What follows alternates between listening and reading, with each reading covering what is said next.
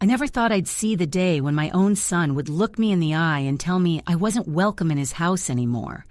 I raised that boy with my own 2 hands, through storms and sleepless nights, and yet, there I was, standing in his kitchen with my heart pounding so loud I could hear it in my ears, while he said the words that cut deeper than a knife. Welcome to Voice of Auntie Jane Stories. Make sure you like and subscribe for your top-notch stories. Let us know in the comment section where you are watching from and what time you are currently watching this video. My name is Margaret, but everyone just calls me Maggie. I'm 67 years old, a widow for the last 9 years, and I thought I had done a pretty good job holding my little family together after my husband passed. My son, Daniel, was always my pride and joy, a bright boy with a soft heart, the kind who never forgot my birthday and still hugged me in public even as a teenager. So when he got married to Claire 5 years ago, I was the happiest mother alive. Claire was polite, soft-spoken, and at first she felt like the daughter I never had. I was excited to be a part of their life, to babysit their future kids, to be the mother-in-law who made Sunday dinners special. But things didn't turn out that way. It started small, almost unnoticeable. Claire would make little comments here and there about how I folded the laundry differently than her, or how I seasoned the stew a bit too much. Nothing too serious, just enough for me to laugh it off. But then the comments turned into suggestions. She suggested I call before coming over, even though Daniel had given me a spare key. She suggested that maybe I visit every other weekend instead of every weekend. I told myself she just wanted her own space, that she was adjusting to married life, but deep inside I started to feel like an intruder in a house that used to feel like mine.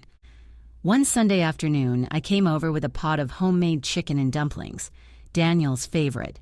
I walked in, as usual, and I could immediately feel the tension in the air. Claire was at the kitchen island, her arms crossed, her face set in a frown.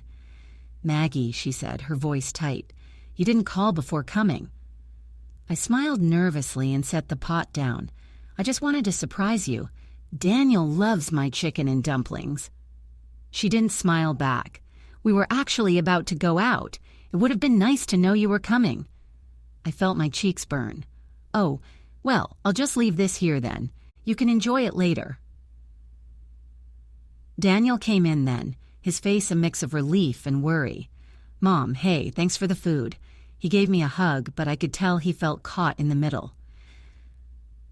Moments like that became more frequent. Every time I came over, Claire seemed more distant. She started making excuses for why I couldn't stay long. She had work calls, she had errands, she was tired. I started wondering if I was really welcome there at all. And then came the breaking point. One night, around 9 p.m., my phone rang. It was Daniel. He sounded tired, maybe even nervous. "Mom, can we talk?" he asked. My heart sank. "Of course, sweetheart. Is everything okay?" "Yeah, it's just...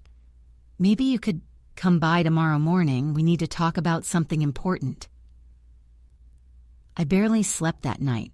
I kept thinking, what could be so important that he had to sound like that? Was something wrong with their marriage? Was someone sick? The next morning, I drove over with a knot in my stomach. When I got there, Daniel was sitting at the kitchen table, his hands clasped, staring at the floor. Claire stood by the counter, not meeting my eyes. "Mom," Daniel began, his voice quiet. "We've been talking and we think it's best if you don't stay with us anymore." I blinked. "Stay with you? I don't stay with you. I just visit." He hesitated. "I mean, when you visit, it feels like you're here too often. Claire feels like she doesn't have her own space. And honestly, I think she's right. You come over a lot, and sometimes it's hard for us to have privacy." I felt the air leave my lungs. Privacy? "Daniel, I barely stay more than an hour or two.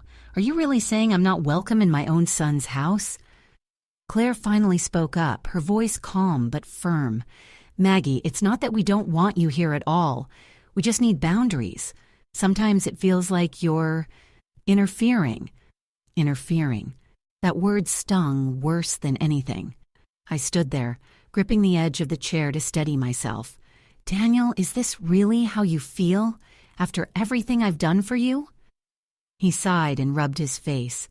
"Mom, please don't make this harder. We just need some space. We need time to build our own life together." I wanted to scream, to tell him how ungrateful he sounded, but instead I swallowed the lump in my throat and nodded.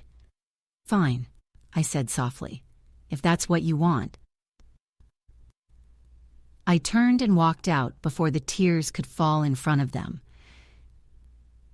When I got into my car, I sat there gripping the steering wheel, shaking. My mind was racing anger, hurt, confusion all at once. I thought about all the times I had sacrificed for that boy, the times I went without so he could have more, and now I was being pushed away because his wife wanted privacy. But deep down, there was something in Daniel's voice that I couldn't ignore. He wasn't just annoyed. He sounded sad, almost guilty, like there was more he wasn't saying. And that's when I realized there had to be a deeper reason. Before we dive in deeply, let us know in the comments what country or which city you're watching this story from. We'd love to know how far this story travels. When I got home that morning, I didn't even take off my coat. I just sat on the couch and stared at the wall. My hands were still trembling. The house felt so quiet, so empty, like it was reminding me that I really was alone now. I wanted to call Daniel back right away, to ask him if he'd really meant it, but my pride wouldn't let me. I wasn't going to beg for a place in my own son's life, not after everything I'd done for him. But as the hours passed, anger gave way to worry. I couldn't shake the sound of his voice from my mind, low, strained, like he was carrying a secret he didn't know how to tell me. That night, I hardly ate. I paced around the living room, talking to myself. "Interfering," I muttered. "Since when is bringing your son a hot meal interfering?" I thought about Claire. Pretty, polite Claire with her perfect hair and her perfect smile. She'd always been respectful, a little distant, yes, but never outright rude. So why now? What had changed? The next morning, I decided I couldn't just sit and wonder. I had to see my son again. I had to get to the bottom of this. I baked a batch of blueberry muffins, Daniel's favorite, and drove back to their house. I wasn't going to barge in this time, though. I parked across the street and just sat there for a while, watching. Their living room light was on, and through the window I could see Claire walking back and forth, talking on the phone. She looked upset. She kept gesturing with her free hand like she was frustrated about something. I stayed there for almost half an hour, waiting for Daniel to come out. Finally, I saw him step outside, carrying a bag of trash. He looked tired, older somehow, like he hadn't slept well. I got out of my car quickly. "Daniel," I called softly. He jumped a little when he saw me. "Mom, what are you doing here?" I brought you muffins," I said, holding out the container. He sighed, set the trash bag down, and came closer. "Mom, I told you we need space." "I'm not here to stay," I said quickly. "I just wanted to see you, talk to you. Daniel, what's going on? You can tell me the truth. Is something happening between you and Claire?"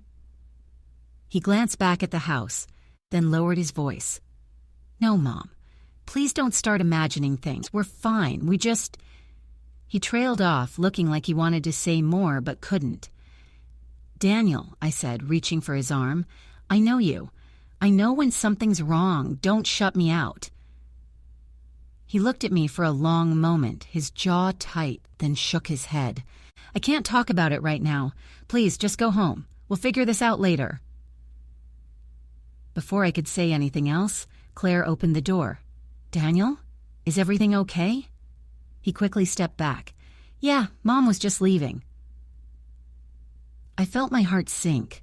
The way he said it like I was some stranger who had just shown up uninvited. I forced a smile at Claire. "I brought muffins." "Thanks," she said flatly, then turned back inside without another word. Daniel gave me a small apologetic look before following her in. I stood there for a moment, clutching the muffin container like it was the last piece of my dignity, then slowly walked back to my car. The drive home felt longer than ever. Every red light, every passing car seemed to taunt me. By the time I got back, I was fuming. "This isn't right," I said out loud to the empty house. "Something's wrong, and I'm going to find out what." The next few days, I kept my distance like Daniel had asked, but my mind was restless. I couldn't focus on anything. Not the TV, not my gardening, not even my book club meetings. Then, one Thursday afternoon, my neighbor Carol stopped by. Carol had been my friend for over 20 years, the kind of friend who tells you the hard truths even when you don't want to hear them. "You look miserable, Maggie," she said, sitting down with her cup of tea. "What's going on?" I told her everything about the talk with Daniel, about how Claire had been acting, about the word that wouldn't leave my head, interfering. Carol listened quietly, then said, "Maybe there is something they're not telling you. Young couples can be funny about privacy, but Daniel has always adored you. For him to push you away like this, there's got to be more to the story." "Exactly," I said, feeling a strange relief that someone agreed with me. "But how do I find out?" Carol gave me a knowing look. "Maggie, I'm not saying you should snoop, but maybe you should pay a little more attention. Sometimes people tell you the truth without meaning to." That night, I couldn't sleep again. I kept hearing Carol's words. So the next morning, I got up early, drove to Daniel's neighborhood, and parked a few houses away.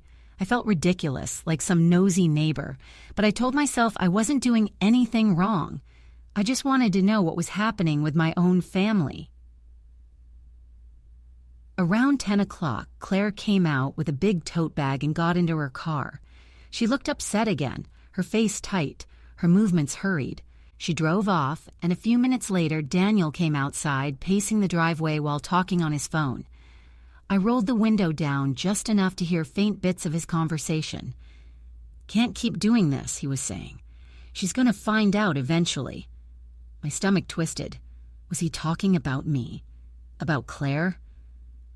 He ended the call, stood there for a minute, looking like he was about to break down, then went back inside.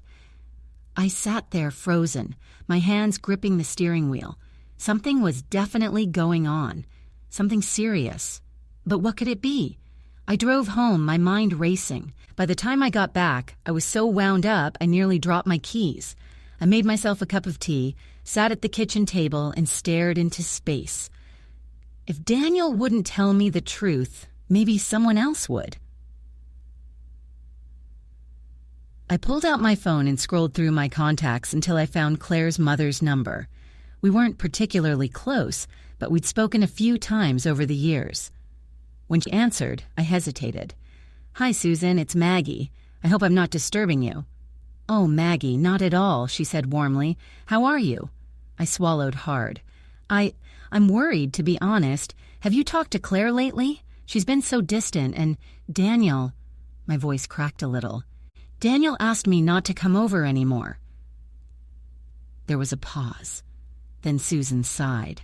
"Maggie, I think maybe Daniel should be the one to explain this to you. It's really his place, not mine." My heart thudded. "Susan, please. I'm his mother.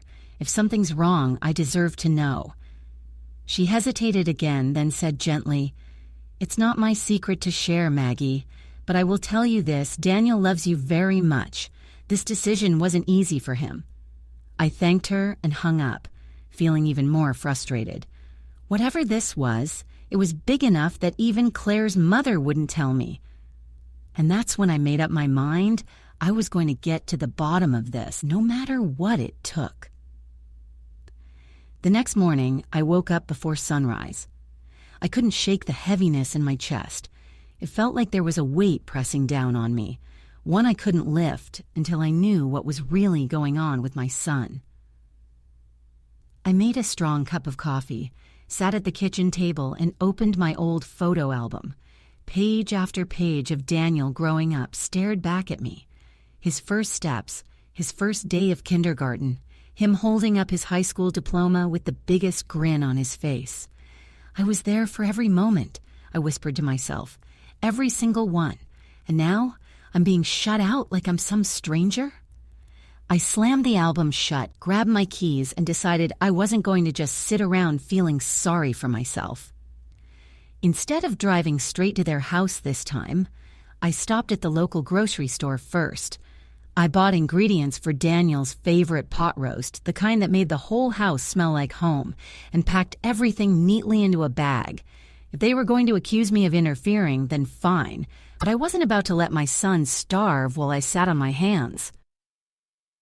When I got to their house, I didn't go inside right away. I knocked, then stepped back, holding my breath. Daniel answered the door. His eyes widened when he saw me. "Mom." "Don't worry," I said quickly. "I'm not staying. I just brought these for dinner. You can cook it later. My voice faltered. "I just wanted to see your face." He looked down at the bag, then back at me. There was something in his eyes. Pain. Guilt. Maybe both. "Thanks," he said softly, taking the bag from me. "You didn't have to do this." "Yes, I did," I said, meeting his gaze. "Daniel, whatever is going on, I need you to tell me. I can handle it. I promise I can." He opened his mouth like he was about to say something, then stopped. His shoulders slumped. "Not now, Mom, please. Just give me some time." I wanted to argue, to press him until he gave me an answer, but before I could say another word, Claire's voice floated from inside. "Daniel? Who is it?" He glanced over his shoulder, then back at me. "I have to go. I'll call you later." And with that, he closed the door gently but firmly. I stood there on the porch for a long moment, my chest tight. As I walked back to my car, I noticed something strange. Their next-door neighbor, Mr. Henson, was sitting on his porch with a cup of coffee watching me. He was an older man, quiet but friendly. "Morning, Maggie," he called out. "Morning," I said, forcing a small smile. He leaned forward a little. "Everything okay? You've been over here a lot lately." I hesitated, then walked over to him. "Honestly, Mr. Henson, I don't know if everything is okay. Daniel hasn't been himself." He nodded slowly, glancing toward the house. "You're right about that. He's been looking tired these days. Comes home late sometimes, and I've heard them arguing at night more than once." My stomach sank. "Arguing?" "Nothing loud enough to make out the words," he said, shrugging, "but you can tell when a house is tense." I thanked him and went back to my car, my mind spinning. So it wasn't just in my head, something really was wrong inside that house. Back at home, I called Carol again. "I need your advice," I told her. She came over that afternoon, and we sat in my living room while I poured out everything what Mr. Henson said, how Daniel kept holding something back, how even Claire's mother wouldn't tell me what was going on. Carol sipped her tea thoughtfully. "If they're fighting, maybe it's not about you at all. Maybe they're dealing with something bigger and they just don't want you to see it." "Then why won't they tell me?" I demanded. "I'm his mother." "Because sometimes kids think they're protecting us by keeping secrets," Carol said gently. "Maybe he doesn't want to worry you." Her words made sense, but they didn't make me feel any better. That night, I decided to do something bold. I waited until after dark, then drove back to Daniel's house. I parked a little way down the street where they wouldn't immediately notice my car. The house was quiet at first. No lights in the front windows, no sign of movement. But around 9 o'clock, I saw Claire's car pull into the driveway. She got out slowly, like she was carrying the weight of the world on her shoulders, and went inside. A few minutes later, the living room light turned on and I could hear muffled voices. I rolled my window down and strained to listen.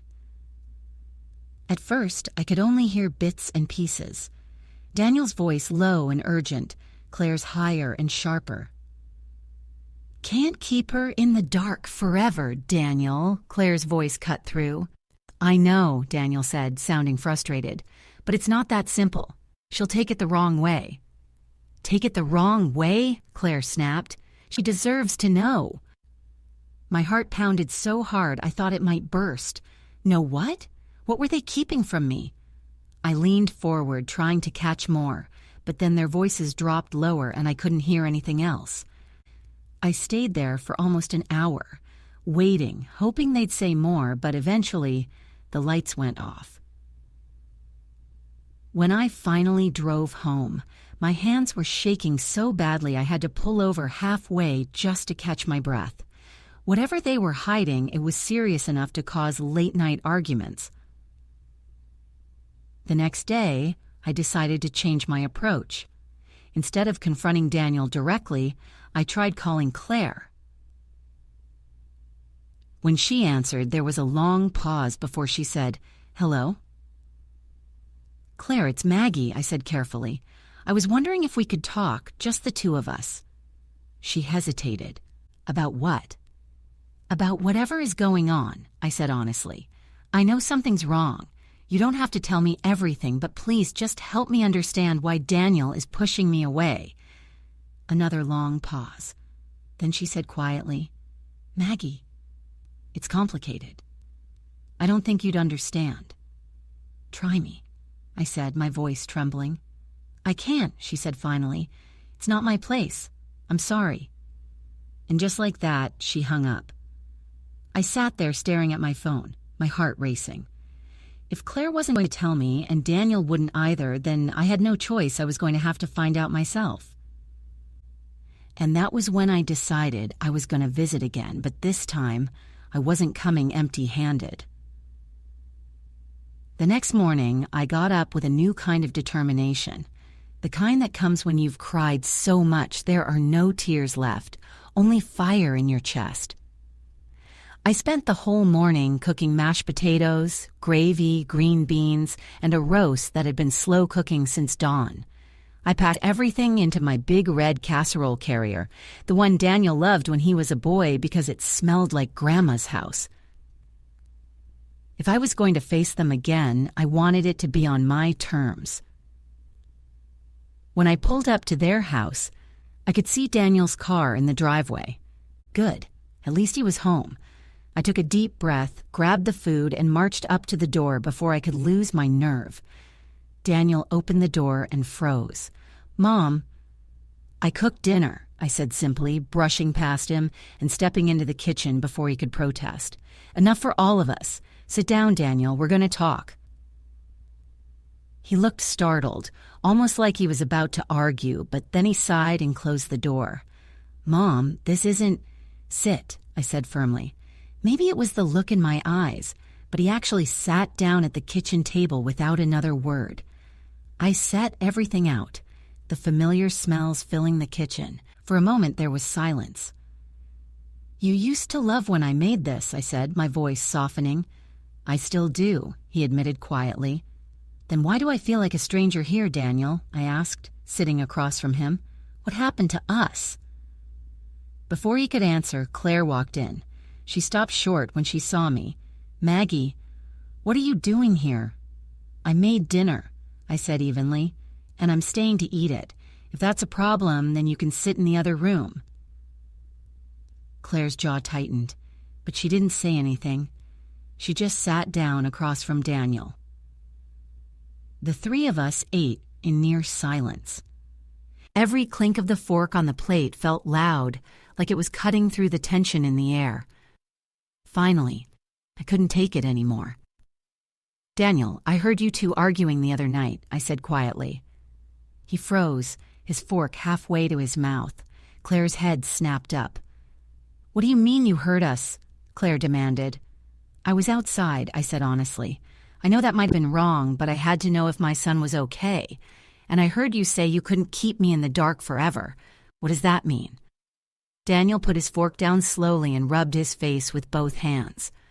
"Mom, please," he said. "I told you, it's not that simple." "Then make it simple," I said, my voice trembling. "You think you're protecting me by keeping this secret, but you're not. You're tearing me apart. I can't sleep. I can't eat. I walk around this empty house every night wondering what I did wrong, if I offended Claire, if I smothered you. But I need to know the truth." For a long moment, neither of them spoke. Claire's face softened just a little. Daniel's shoulders slumped like he was carrying 100 pounds on his back.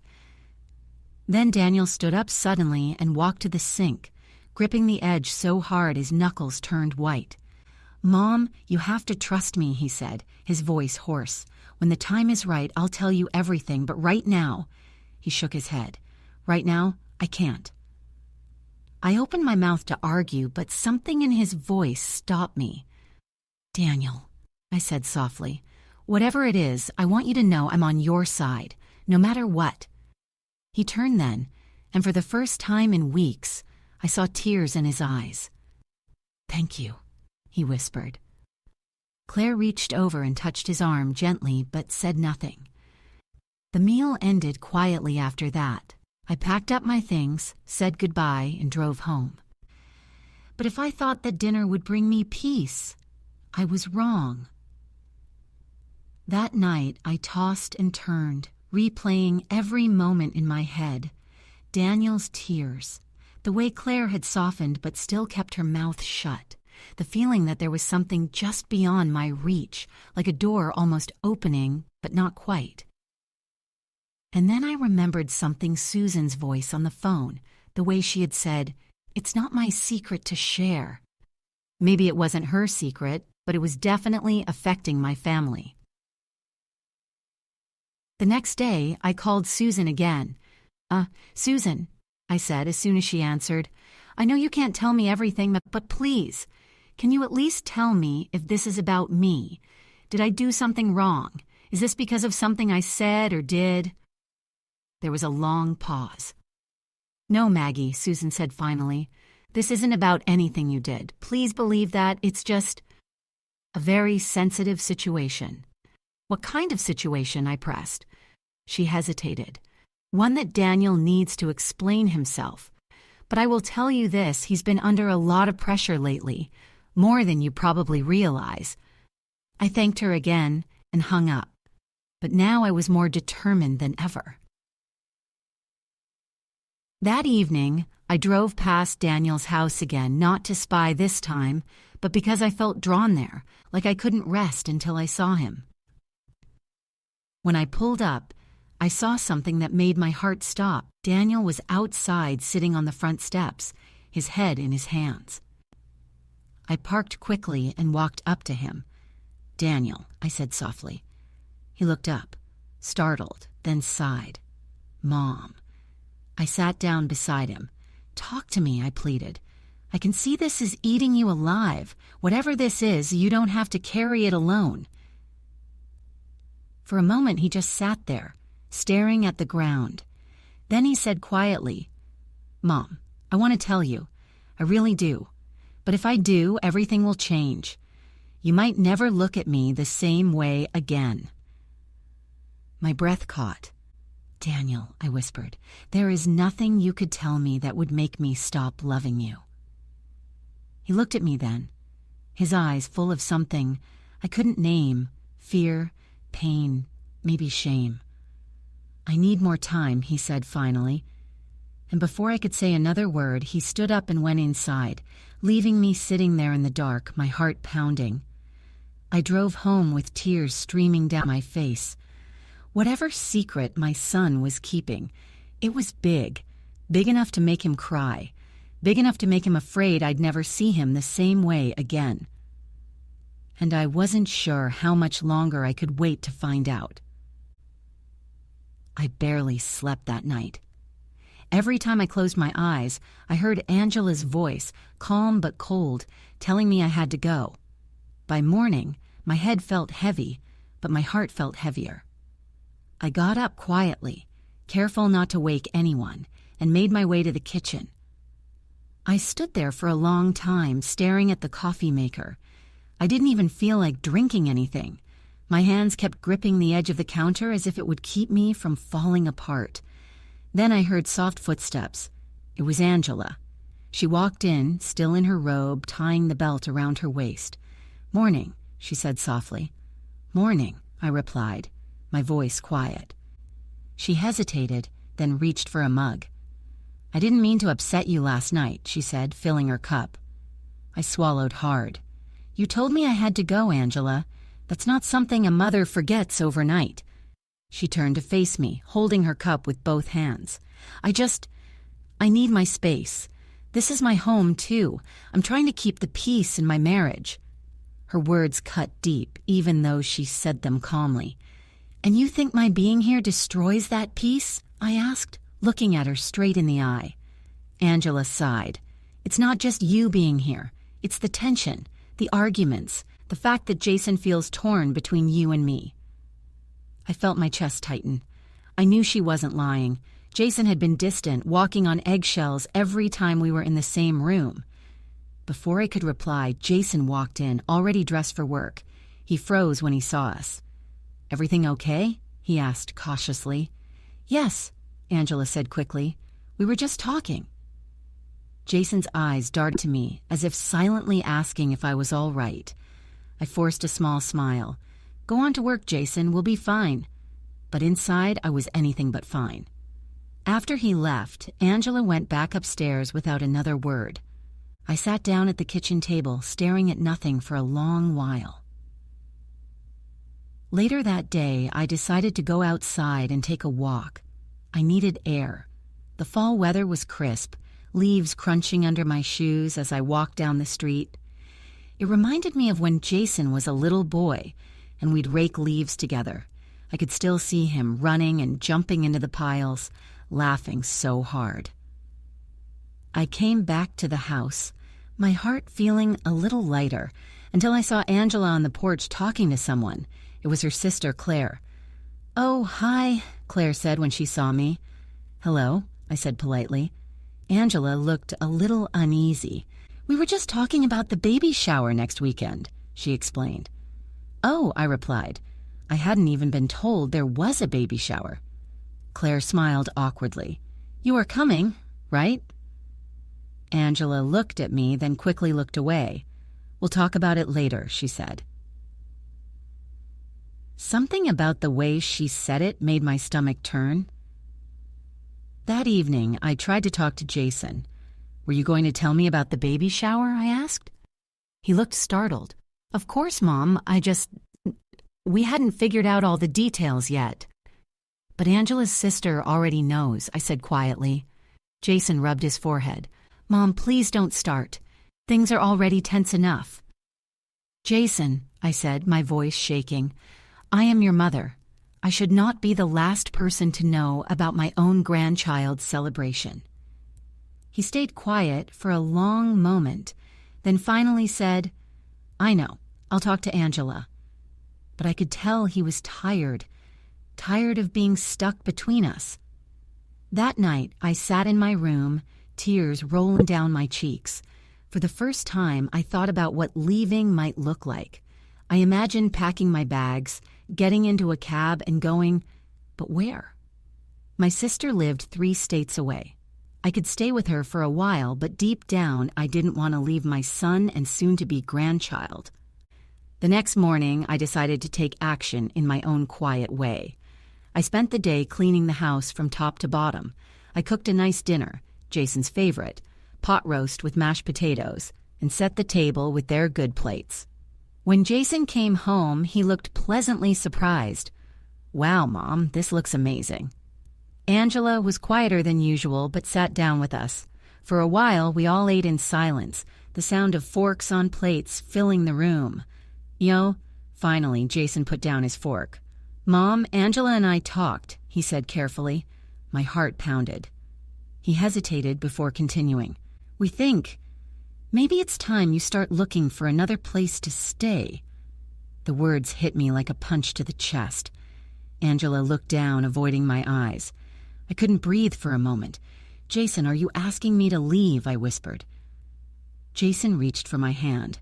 "Mom, it's not that we don't love you, it's just we need to build our own life, our own space."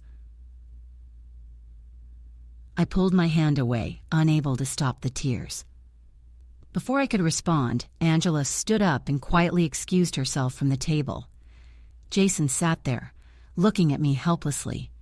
I stood up, my knees trembling, and walked to my room. I shut the door and finally let myself sob into my pillow. For the first time, I truly felt like a stranger in my own son's house. I woke up the next morning with puffy eyes and a pounding headache. My pillow was still damp from last night's tears. I sat up slowly, staring at my suitcase in the corner. I hadn't touched it since I moved in 3 months ago. Now, for the first time, I wondered if I should start packing. I went downstairs and found Jason already at the kitchen counter, sipping coffee and scrolling through his phone. "Morning," I said, my voice hoarse. He looked up immediately, his face softening. "Mom, we didn't mean to hurt you." I nodded but said nothing. I went to the sink and started washing the dishes left from last night. The sound of running water filled the silence between us. "Mom," Jason said again, coming closer, "you know we love you, right?" I stopped scrubbing and turned to face him. "Jason, I raised you by myself for years. I worked 2 jobs just to keep a roof over your head. And now you're telling me I can't stay here?" His jaw tightened. "It's not about that. Angela wants. Angela feels." My voice cracked. "What about me, Jason? Do my feelings matter at all?" Before he could respond, Angela came downstairs. She froze when she saw us, sensing the tension immediately. "Good morning," she said carefully. I put the last plate in the rack and wiped my hands on the towel. "I'll be out of your way," I said coldly, and I walked out to the backyard. The air was cool, and I sat on the old wooden bench under the tree. I stared at the sky, wondering when my life had become so complicated. I used to dream of living with Jason when he got married, helping raise my grandkids, filling the house with love. Instead, here I was, feeling like an unwelcome guest. A few minutes later, I heard footsteps behind me. It was Angela. "Can I sit?" she asked. I nodded stiffly. She sat beside me, taking a deep breath. "I know you think I'm trying to push you out, and maybe I am, but it's not because I hate you." I turned to her, my eyebrows furrowed. Angela hesitated, then said quietly, "I grew up in a house where my mother-in-law lived with us. It was miserable. My parents fought every night. My mom always felt judged, and she was never truly happy in her own home. I don't want that for my marriage." I stared at her, trying to process her words. For a brief moment, I saw a flash of the little girl she must have been, watching her parents argue, feeling helpless. "But I'm not your mother-in-law," I said softly. "I know," she admitted, "but sometimes it feels like I'm losing control of my own space." Her honesty caught me off guard. For the first time, I felt a small crack in the wall I'd built between us. Later that day, I decided to get out of the house for a while. I went to the park, walked around, and even stopped at a small cafe for lunch. Sitting there, sipping my tea, I overheard 2 women at the next table talking about their own kids. One of them said, "When they get married, you have to let them go, no matter how hard it is." Those words stuck with me as I walked back home. When I got back, Jason was in the living room assembling a baby crib. "Hey, Mom," he said, smiling. "Want to help?" I hesitated, then nodded. We worked together in silence for a while, the sound of screws turning filling the room. At one point, Jason looked at me and said quietly, "I just want everyone to be happy, Mom. I hate feeling like I have to choose between you and Angela." I looked at him, my heart aching. "You shouldn't have to choose," I whispered. That night, I lay in bed thinking about everything. Angela's words, Jason's torn expression, the baby coming soon. Just as I was drifting off to sleep, I heard voices downstairs. They were talking softly, but I recognized Jason and Angela. "She's not going to take it well," Angela said. "I know," Jason replied, "but we have to tell her. She deserves to know." My heart started pounding. "Tell me what?" I crept to the top of the stairs, holding my breath so they wouldn't hear me. "I just think we should wait until after the baby shower," Angela said. Jason shook his head. "No, it's not fair. She needs to hear it from us before she finds out some other way." I froze, gripping the banister. Whatever they were talking about, it was serious. My mind started racing. What could they possibly be hiding from me? When I heard footsteps coming my way, I rushed back to my room and closed the door, pretending to be asleep, but I barely slept that night. The next morning, I decided I had to find out what was going on. Whatever it was, I couldn't stand being kept in the dark any longer. And so I began to watch Angela more closely, listening carefully whenever she talked on the phone, paying attention to her expressions, her tone, her silences. That's when I noticed it. Angela had been receiving a lot of phone calls lately, and every time she picked up, she went outside or to their bedroom to talk. One afternoon, I heard her on the porch, whispering into the phone. She sounded upset. "No, I can't tell her yet," she said. "Jason and I agreed we'd wait." My heart was beating so loudly I thought she might hear it. Who couldn't she tell? What secret was so big that they were afraid of my reaction? I stepped away quickly before she saw me, my mind spinning with questions. That night, I decided I was going to get answers, no matter what it took. The next morning, I woke up with a strange determination burning in my chest. I was done feeling powerless in my own son's home. If they were hiding something from me, I deserved to know what it was. I dressed quickly and went downstairs. Angela was already in the kitchen making breakfast. "Morning," she said casually, but I could hear the edge in her voice. "Morning," I replied, trying to sound normal. I sat at the table, sipping coffee, watching her. Every little movement she made seemed deliberate, too deliberate. She was hiding something, I was sure of it. Jason came down a few minutes later, kissing her cheek before sitting across from me. "Mom, we're going to Claire's later to finalize the baby shower plans," he said. I nodded, my mind already working. If they were leaving for a while, that meant I'd have the house to myself. As soon as I heard their car pull out of the driveway, I grabbed my sweater and went into their room. My hands were shaking, but I pushed myself forward. I opened their closet and saw a large sealed envelope on the top shelf. It was addressed to Jason, but marked confidential. My heart raced as I carefully pulled it down. Inside were papers, medical papers. I scanned the words until one line caught my eye. Positive paternity test father confirmed, Jason Collins. I froze. My stomach dropped. Paternity test? I sat on the edge of the bed, my hands trembling as I flipped through the pages. There were hospital letters, too, mentioning a woman's name I didn't recognize. My head was spinning. Had Jason fathered another child? And if so, why hadn't they told me? I quickly put everything back exactly as I found it. My heart was pounding so hard that I barely heard the front door when they came back. Angela's voice called out, "We're home."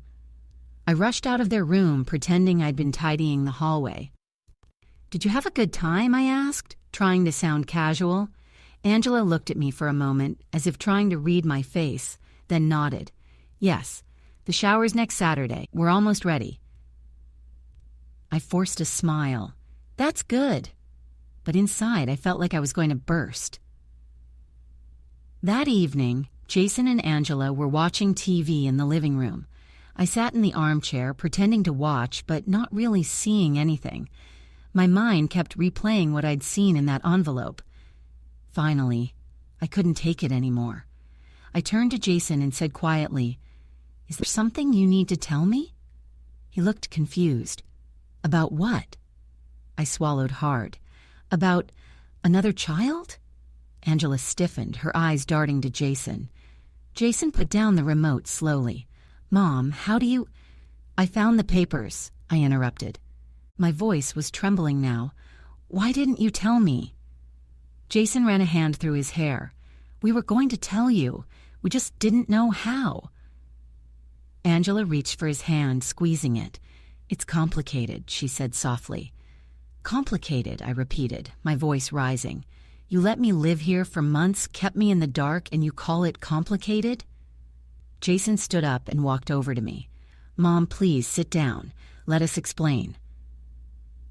I stayed standing, my arms crossed. Jason took a deep breath. "Before Angela and I got married, I had a brief relationship with someone. We broke up and I didn't know she was pregnant. She only reached out a few months ago."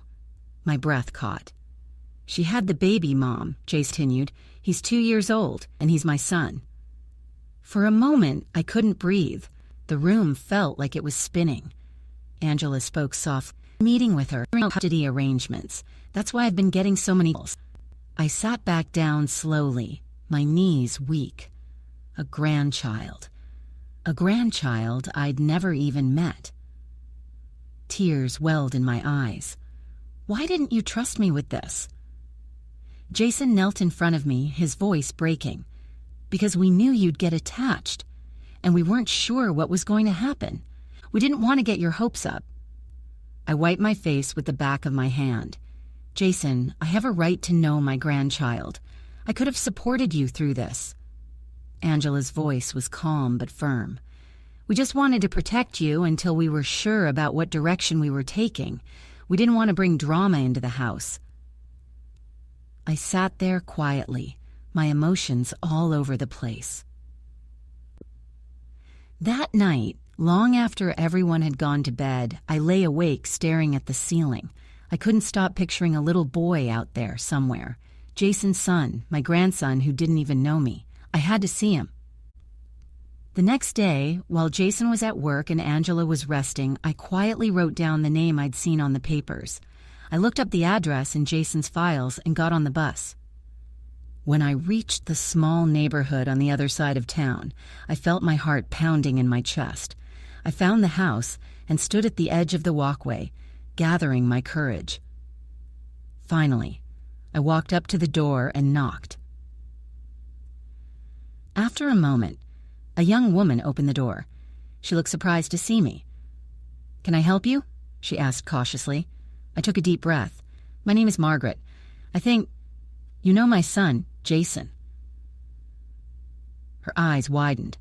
"You're Jason's mother?" "Yes," I said softly. "And if I'm not mistaken, you have my grandson." Her expression softened just a little.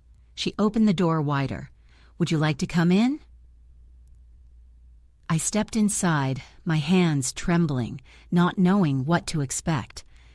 And then I heard it, the sound of a small child laughing from the living room. The sound of that little laugh went straight to my heart. I followed it into the living room, and there he was, a tiny boy with Jason's curly hair and those same bright brown eyes that used to light up my kitchen when Jason was small. He was sitting on the floor, playing with building blocks, humming to himself. For a moment I just stood there frozen, my throat tight, tears already threatening to fall. "Caleb, say hi," the young woman said gently, coming to stand beside him. He looked up at me with wide, curious eyes. "Hi," he said shyly. My heart broke right there on the spot. I knelt down slowly so I could be at his level. "Hi, sweetheart," I whispered, my voice shaking. He tilted his head. "Who are you?"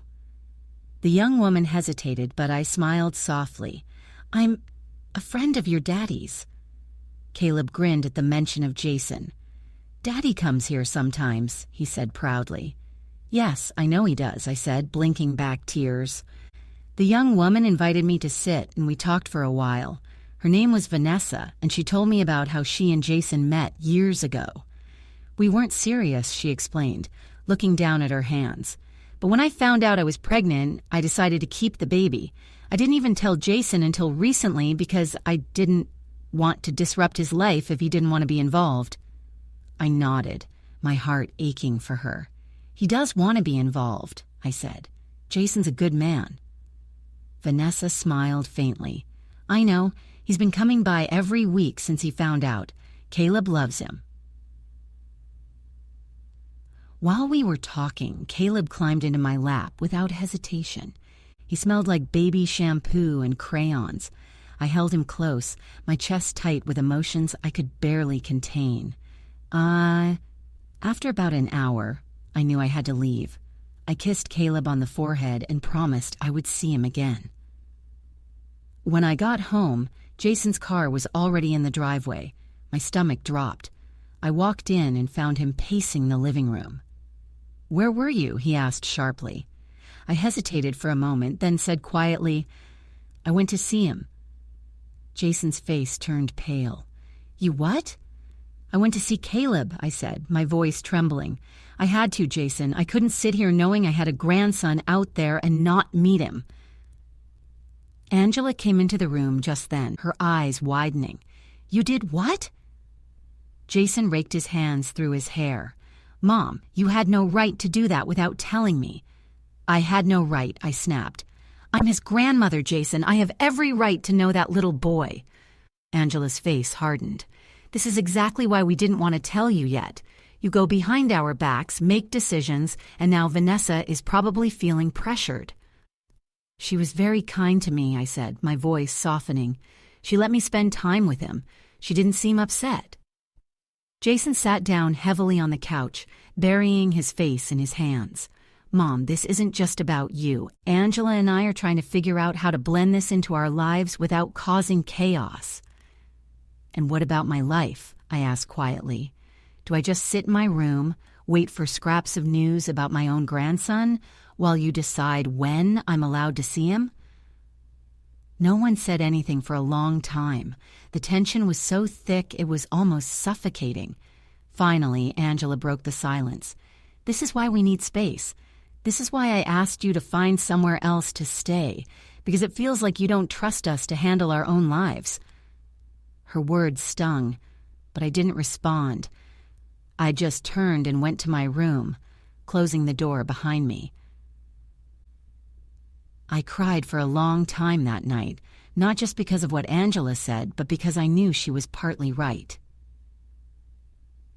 The next morning, Jason knocked gently on my door. Mom, can we talk?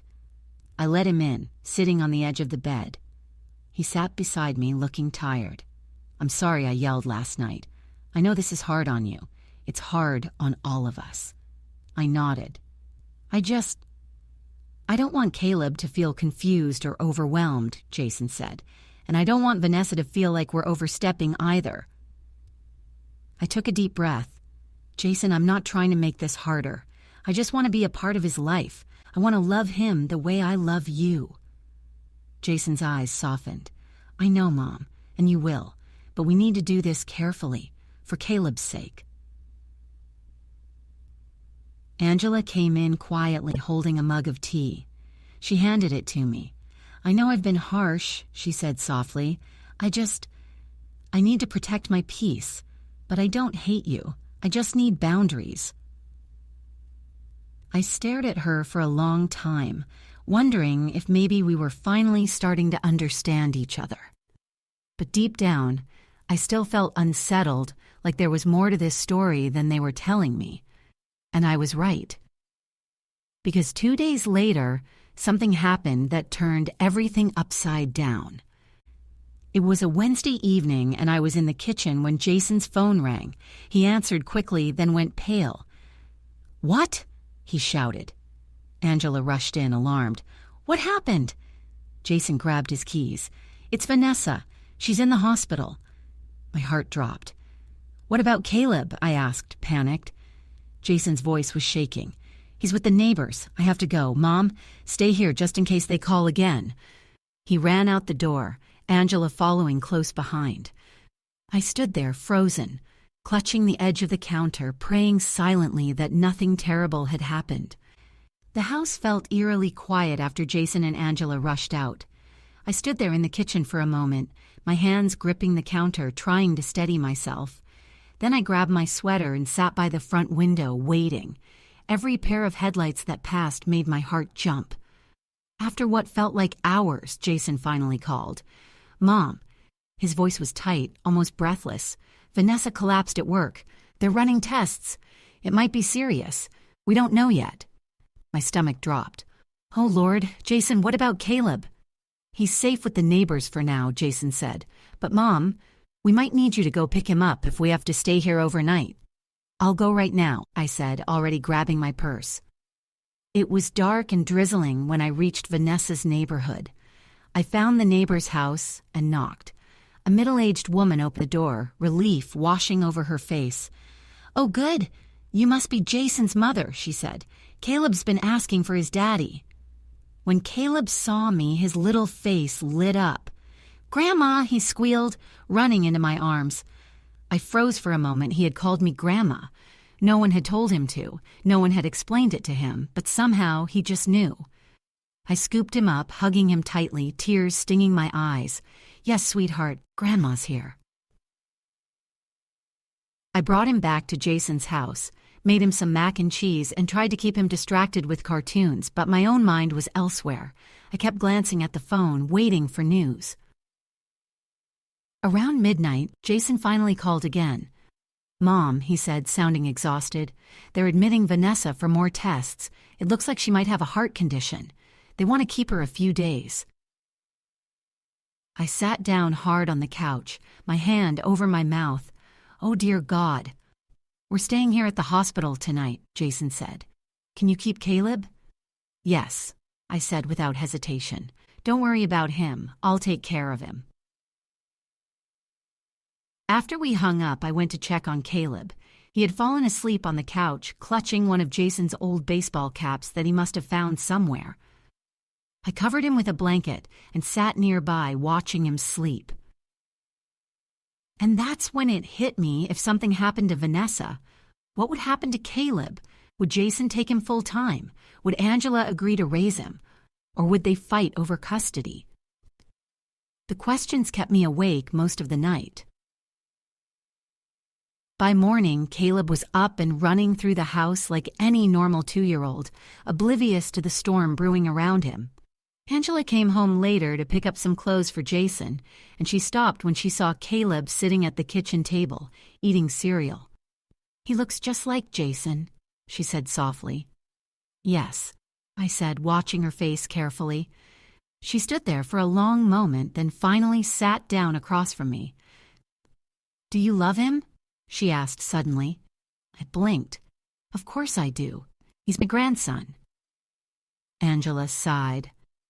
I didn't know if you'd be able to accept him, given how he came into the picture. I reached across the table and took her hand. Angela, that little boy didn't ask to be born. He didn't choose this situation. The least we can do is love him.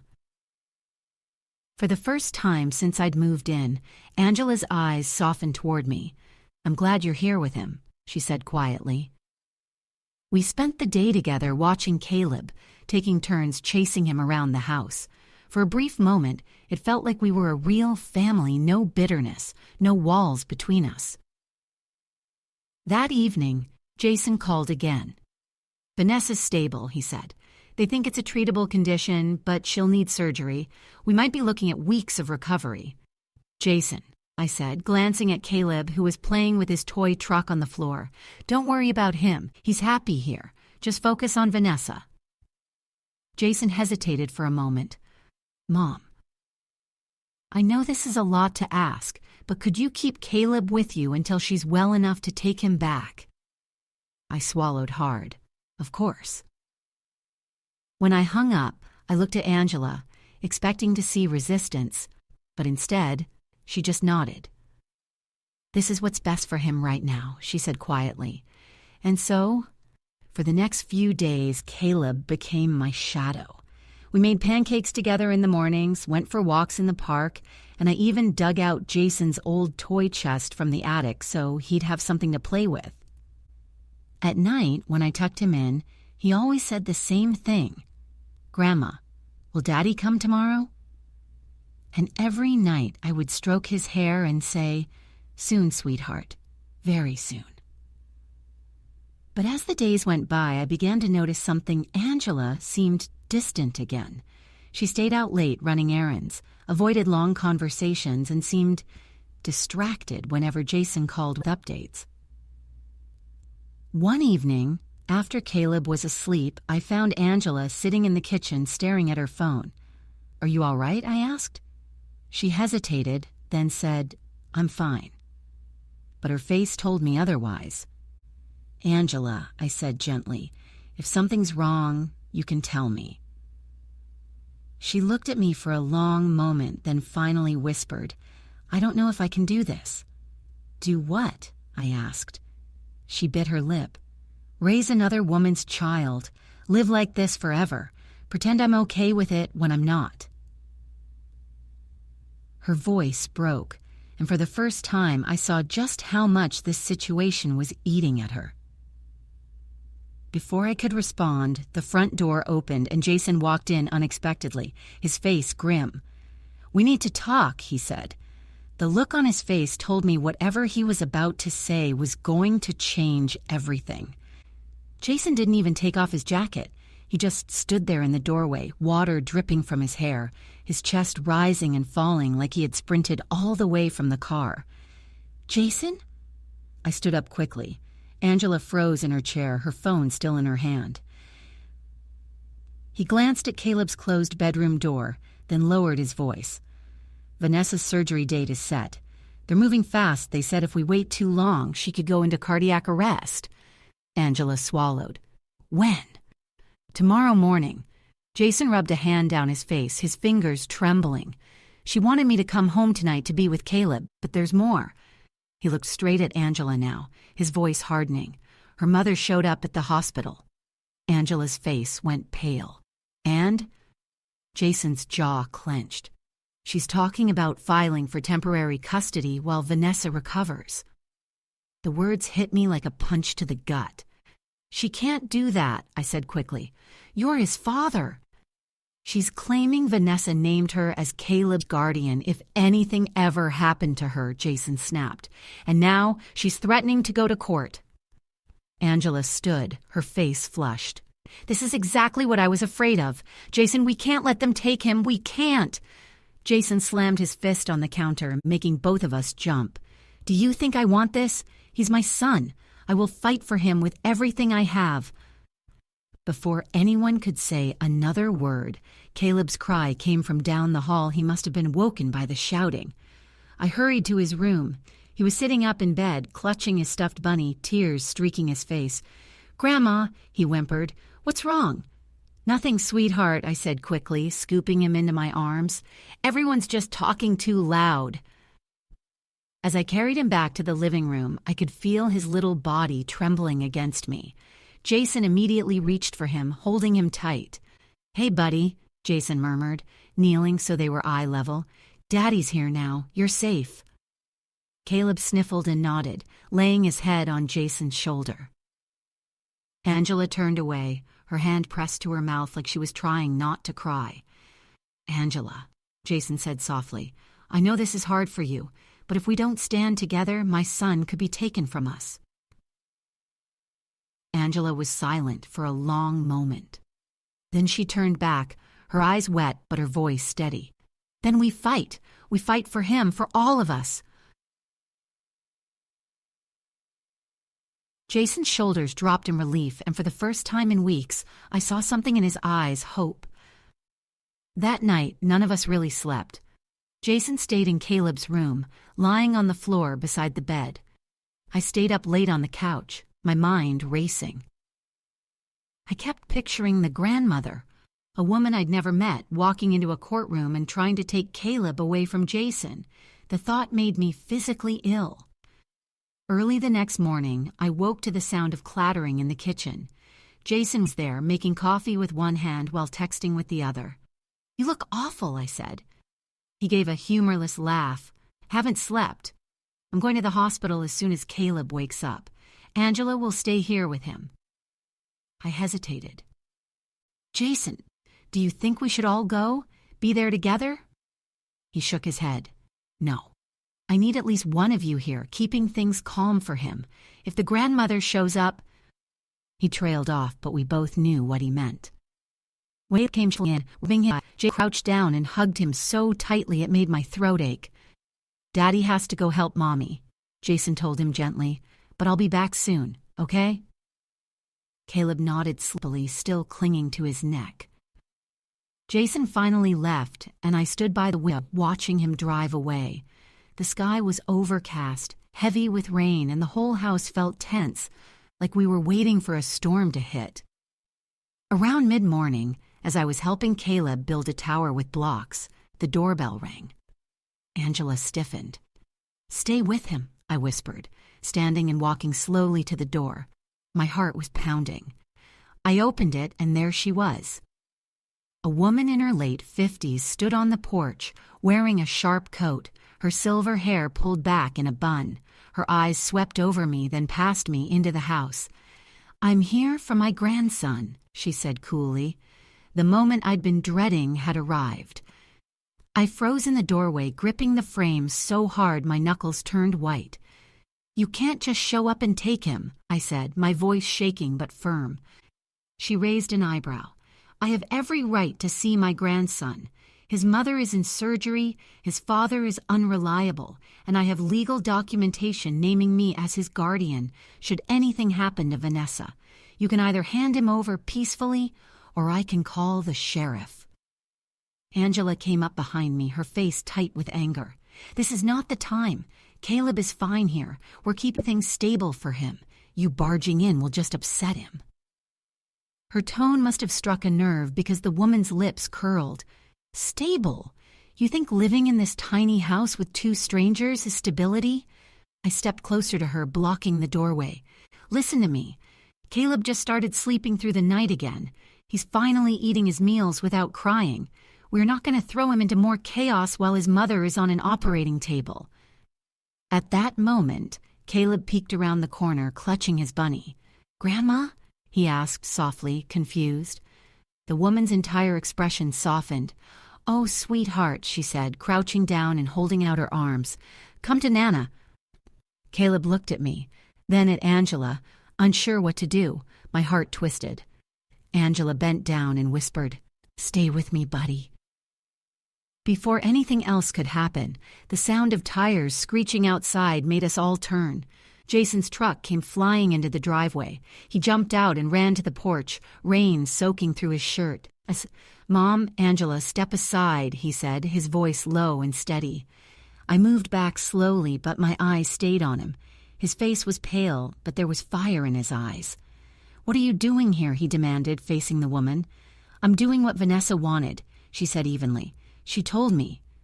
"You think you know what Vanessa would want?" Jason cut her off, his voice rising. "Do you know she almost didn't survive last night? Do you know the first thing she said when she woke up was, 'Don't let anyone take Caleb away from me'?" The woman's mouth opened, then closed. Jason stepped forward until he was inches away from her. "I am his father. As long as I am breathing, no one is taking him from me. You want to fight? Fine. We'll let a judge decide. But you will not traumatize my son today." For a long, tense moment, no one moved. Then the woman slowly straightened. "This isn't over," she said coldly. "You'll be hearing from my lawyer." She turned and walked back to her car, slamming the door before driving away. Jason let out a shaky breath and leaned against the door frame, his shoulders sagging. Caleb ran to him, burying his face in Jason's wet shirt. "Daddy," Caleb whispered, "I don't want to go with her." Jason crouched down and kissed the top of his head. "You're not going anywhere, buddy. You're staying right here." Angela sat down heavily on the couch, her hands trembling. I joined her, my own chest still tight. Jason stayed kneeling, holding Caleb. "Mom," he said softly, glancing at me, "I'm sorry for how I spoke to you that night. I didn't mean to push you away, His voice cracked. I was terrified of losing him. Tears stung my eyes. "I know," I said, "and I should have trusted you more. But we're all scared, Jason. We're all just trying to protect him." Angela stood, walking over to Jason and putting a hand on his shoulder. "We're on the same side," she said quietly. "We just have to start acting like it." Jason nodded, pulling us both into a hug. That night, we all stayed in the living room together. Jason on the floor with Caleb curled up against him, Angela and I on the couch. The storm outside finally passed, and for the first time in weeks, the house felt calm. The next morning, Jason got a call from the hospital. Vanessa's surgery was successful. She was awake, asking for him and Caleb. When we walked into her hospital room later that day, Caleb ran to her bed, and she gathered him up, tears streaming down her face. "I heard what happened," she whispered to Jason, reaching for his hand. "Thank you for keeping him safe." Jason kissed her forehead. "Always." I stood there watching my son and his little family, my heart full. It had been painful, frightening, and messy, but maybe that's what family is. Not perfect, not easy, but worth fighting for. The end. Please like and subscribe for more rich stories like this. Let us know in the comments below which lesson you learned from this story and where you are watching from and what time you are currently watching this video. Also, if you really loved this video and want to support the channel directly, you can hit that super thanks button below.